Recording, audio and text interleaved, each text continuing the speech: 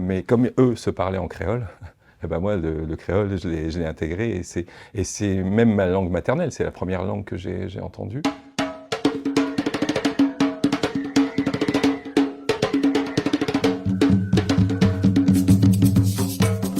Je suis originaire de la Guadeloupe, mes parents sont nés en Guadeloupe, moi je suis un Parisien, et ça me permettait quelque part d'aller vers cette culture qui est extrêmement vaste, hein, la culture ultramarine, hein, il y en a dans le monde entier, hein, et d'aller vers ces différentes cultures et de me plonger aussi vers la mienne, parce que mes parents avaient créé une forme de scission entre moi et les Antilles.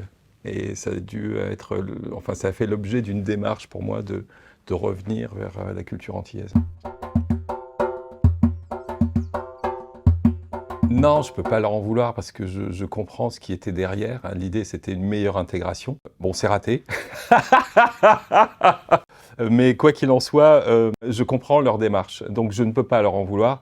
En revanche, oui, j'aurais préféré qu'ils fassent cette démarche. Et en même temps, comme je le dis dans mon documentaire, ma mère, elle sait que la Loire, elle prend sa source au Mont Gerbier-des-Joncs. Demandez-lui... n'importe quelle rivière de la Guadeloupe prend sa source, ça va être compliqué. Demandez-lui l'histoire de la Guadeloupe, ça va être compliqué. Et c'est moi qui leur ai parlé de l'esclavage, c'est moi qui leur ai parlé de cette histoire. Après, ce qu'ils m'ont transmis, sans le savoir, parce que le créole, c'était pas forcément la langue qu'ils souhaitaient que je parle. Sinon, ils avaient peur que le créole vienne entraver ma capacité à m'exprimer en français.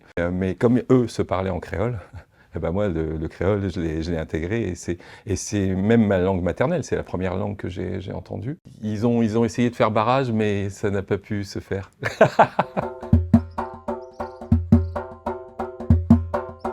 Je dirais que je suis un être humain qui se sent aujourd'hui à l'aise et surtout qui est en quête de relations avec les gens, d'une relation qui soit authentique. Et c'est essentiellement ça qui, moi, m'intéresse. Je dirais que moi, mon identité, c'est ça, c'est quelqu'un qui cherche en tout cas à être dans cette humanité-là et de retrouver cette humanité là où je peux me trouver. Debout, en créole, c'est se mettre debout, mais c'est plus que ça. Quand on dit on s'est en nombre debout ou on s'est en forme debout, ça veut dire je suis quelqu'un de déterminé, d'autonome aussi, hein, d'indépendant, quelqu'un qui est prêt à prendre ses responsabilités. Yekui! Yemistiki! Et aujourd'hui, nous sommes sur un haut lieu où les Kalina venaient, comme les Arawak, vénérer leur dieu. Cri! Ce sont les premiers habitants de la Martinique. Donc, lorsque vous posez le pied en Martinique, vous posez le pied sur une terre amérindienne. Yekui! C'était un peu ça, c'est clairement ça même que je veux dire avec ce film d'Ubud, c'est est-ce qu'on va rester colonisé toute notre vie? Et la colonisation, attention, hein, c'est ce que je disais dans le TEDx aussi, la colonisation, ce n'est pas quelque chose qui concerne uniquement des peuples qui ont été colonisés. Ça concerne l'ensemble de la planète parce que j'ai l'impression que de plus en plus, notre cerveau est colonisé par des informations qu'on ne peut pas vérifier. C'est une invitation, plus qu'un cri de révolte.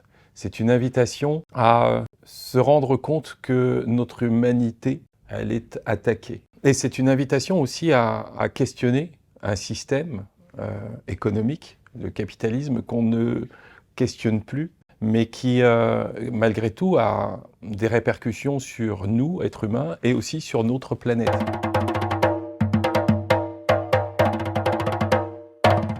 Parce que pour moi, quand je vais en Guadeloupe et en Martinique, j'ai le sentiment qu'on n'a pas encore réussi à atteindre cette liberté totale, cette libération de l'esclavage. On n'a pas réussi encore à être totalement debout. Et je trouvais que c'était un joli exemple parce que là-bas, on a tendance à dire qu'on est le laboratoire du monde. Et je trouve qu'il y a un certain nombre d'éléments qui devrait nous alerter, nous, sur la perte d'humanité.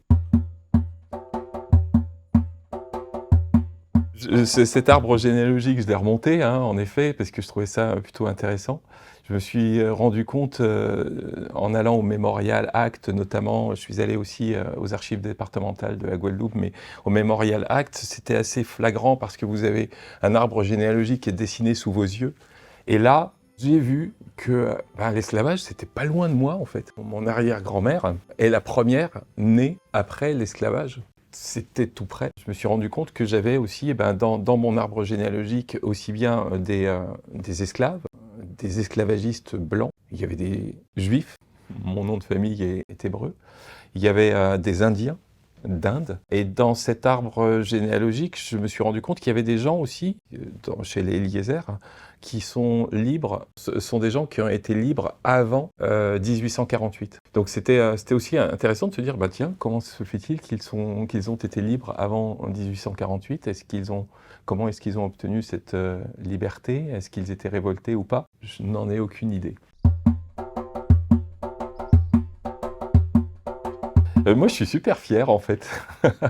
Je suis très, très fier que ma fille m'ait même proposé de faire une animation. Mon fils, lui, mes enfants sont bilingues, donc mon fils me fait la traduction en anglais. Je trouve ça très, très chouette parce qu'il y a quelque chose de l'ordre du partage aussi.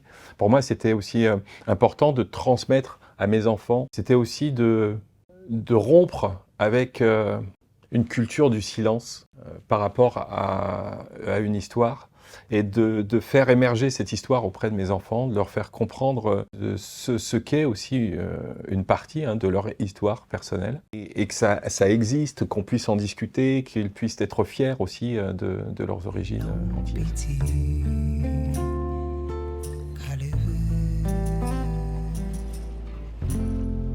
C'est ça, papa, c'est laissé.